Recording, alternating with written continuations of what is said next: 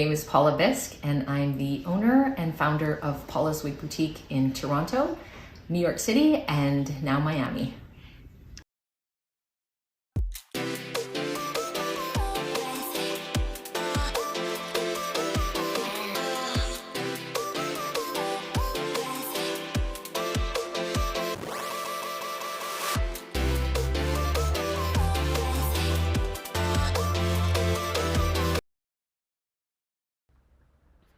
So after you've applied a light amount of heat protector, go ahead and put the wig on your canvas block or styrofoam head, making sure that none of the hair is tucked under the wig.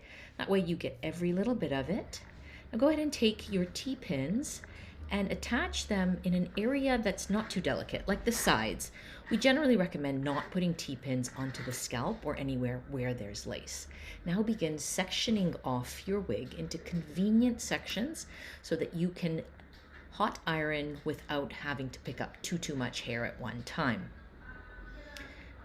With your comb in front, follow with the hot iron behind it.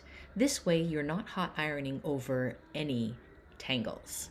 Keeps your wig from getting split ends.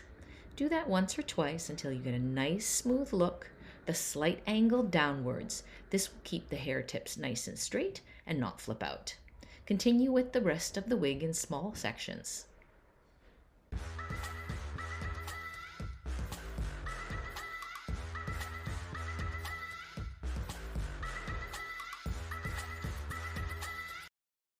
And there you have it. Beautiful. Everything nice and smooth.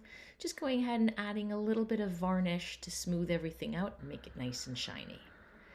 And voila! Beautiful.